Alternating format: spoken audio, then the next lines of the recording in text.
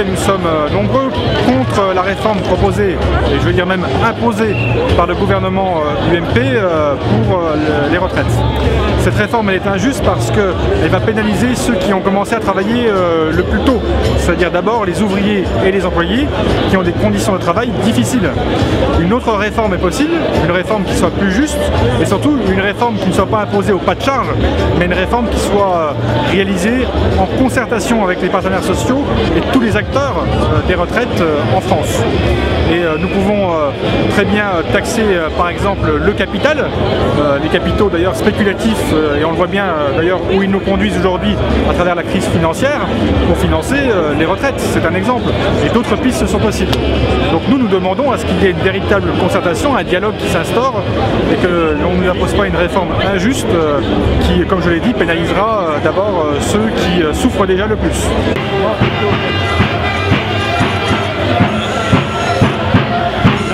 Se battre pour sauver le système par répartition. Je pense qu'on a besoin de faire savoir aux gens, aux citoyens, que le système par répartition c'est une forme de solidarité entre les générations et que ça permet à un moment donné de tisser du lien et d'avoir une vraie retraite pour les anciens payée par les jeunes. Et je pense qu'on a besoin de faire savoir aux jeunes que le système par répartition est quelque chose d'important. Ça c'est la première action. La deuxième action c'est qu'il faut absolument combattre l'idée de l'allongement du temps de départ à la retraite à 63 ou 64 ans.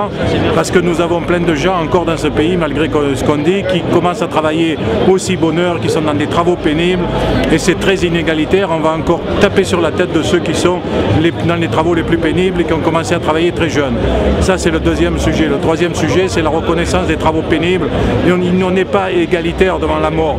Il y a ceux qui sont aujourd'hui dans les travaux pénibles décèdent bien avant que ceux qui sont dans des travaux moins pénibles. Donc avoir une vue uniforme de la retraite n'est pas suffisant. Il faut aussi après travailler dans un système qui nous permet de valoriser ceux qui sont aujourd'hui dans la sidérurgie, dans les chantiers navals, dans le bâtiment, les travaux publics, et faire une action là-dessus sur les femmes. Et après, il y a le débat sur l'emploi. On ne peut pas avoir un système de retraite sans emploi. Aujourd'hui, il faut combattre tout ce qui avait tourné autour du fait qu'on a favorisé le départ des seniors des entreprises. D'ailleurs, en allongeant le départ à la retraite, on va avoir des surprises. C'est-à-dire qu'on rallonge le temps de présence au chômage et non pas au travail. Et donc, on a un problème de génération. Les seniors ne sont pas au boulot, les jeunes ne sont pas au boulot. Et donc, il faut qu'on se remobilise pour trouver de l'emploi et favoriser l'emploi. C'est ça la meilleure réponse pour permettre de remettre de l'argent à l'intérieur des caisses de retraite. C'est l'emploi. Et aujourd'hui, la bataille, elle doit être de cette nature.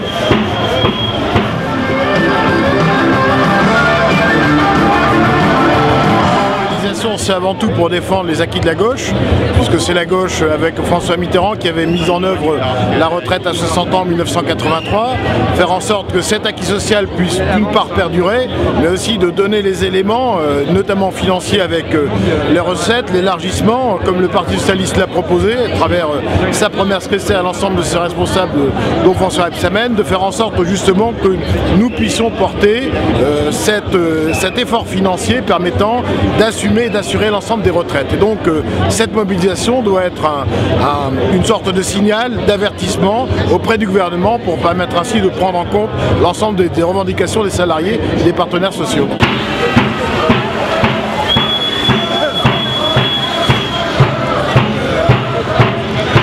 Je suis pour la défense des retraites parce que actuellement les jeunes n'ont pas de travail, ils veulent nous rallonger le temps de travail, alors que nos enfants, nos jeunes, ils n'ont pas de boulot. Moi, je travaille chez Barry Callebaut, on est dans une moyenne d'âge de 44 ans. Et nos plus jeunes, ils ont plus de 30 ans. On a deux salariés en dessous de 30 ans. Alors, c'est bien de nous prolonger le temps de travail, on n'y arrive plus, on a des mots partout et nos jeunes n'ont pas de travail. Je pense que 40 ans de cotisation, c'était largement suffisant. Et là, ils veulent encore nous augmenter, alors que quand on travaille en usine, qu'on fait les 2-8, ça devient vraiment difficile. Donc je me bats pour ça, et puis parce que des solutions existent pour faire autrement que d'augmenter le temps de travail.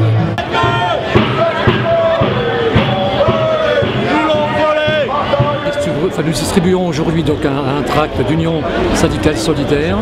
Ce syndicat a pour mission effectivement de défendre les salariés, les retraités, toutes les personnes qui souffrent malheureusement dans cette France d'aujourd'hui qui est une France d'injustice et qui est malheureusement encore cette injustice se superpose avec le projet actuellement du gouvernement donc de repousser l'âge de la retraite au-delà de 60 ans, alors que Nicolas Sarkozy, dans sa campagne électorale de 2007, avait bien dit que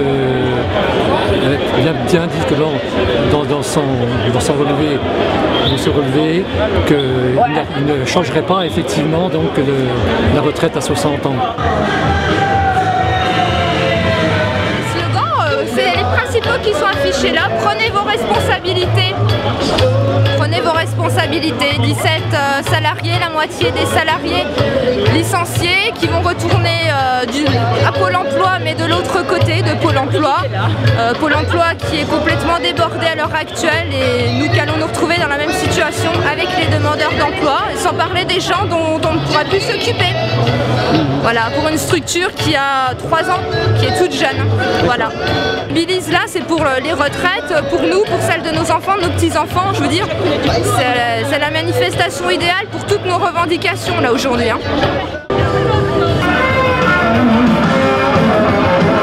Cette manifestation-là, c'est sur la question des retraites, mais elle lie vraiment le problème avec la question de l'emploi, la question aussi des salaires et du pouvoir d'achat.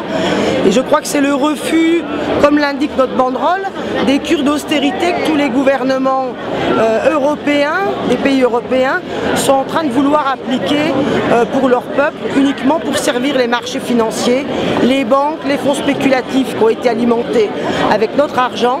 Et aujourd'hui, on voudrait faire payer encore les peuples européens 2 fois la crise. Et là, je crois qu'aujourd'hui en France et à Dijon, c'est le refus de cette cure d'austérité que le gouvernement veut mettre en place avec la réforme des retraites.